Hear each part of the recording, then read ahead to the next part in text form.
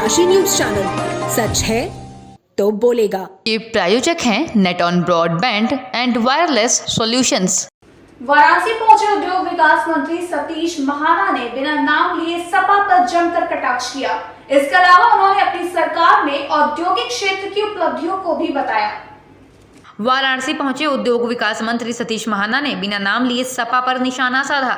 इसके अलावा उन्होंने कहा कि उनकी सरकार में उद्यमी स्वयं को सुरक्षित महसूस कर रहे हैं और उनकी डबल इंजन की सरकार में उद्योग के क्षेत्र में महिलाओं ने भी बढ़ चढ़कर अपने उद्योग को बढ़ाया है। इसके साथ ही उन्होंने बताया कि 1.5 वर्षों में कोरोना ने जिस प्रकार से प्रभाव डाला था उसको लेकर के आज वो वाराणसी के उद्यमियों के साथ बैठक भी करेंगे। देखिए, बनारस एक ऐतिहासिक नगरी है।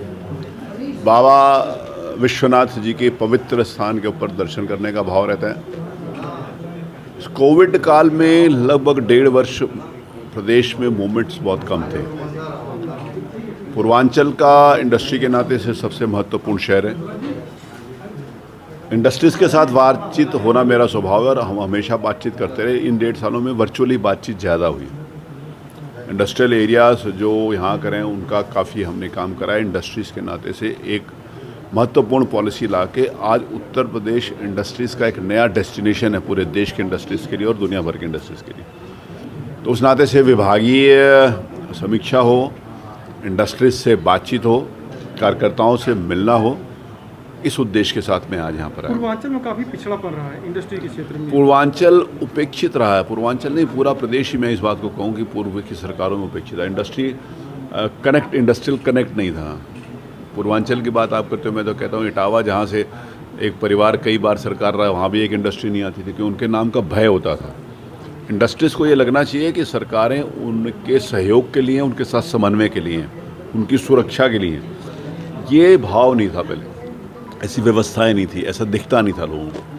आज इंडस्ट्रीज़ को लगता है कि हमारे उत्थान के लिए सरकार बनी है, हमारे साथ कोऑर्डिनेशन वाली सरकार है, इंडस्ट्रीज़ को हैंड होल्डिंग करने वाली सरकार है। और ये हमने प्रूव कर दिया ease of doing business ranking में, जहाँ पर उत्तर प्रदेश का कोई स्थान नहीं होता था, 14वां 15वां 16वां स्थान होता था, हम दूसरे नंबर के ऊपर आए।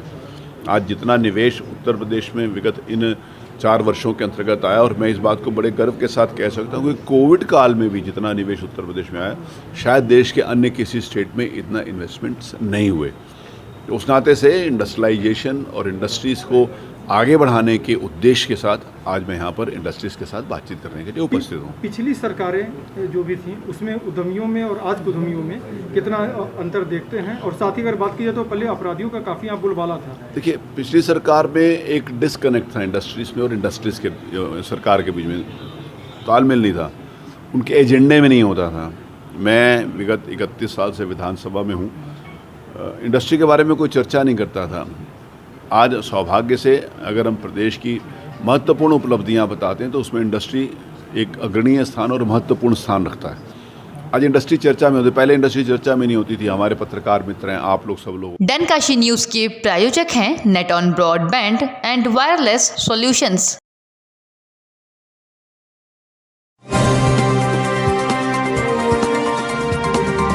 आप देख रहे हैं डन काशी न्यूज चैनल, सच है तो बोलेगा।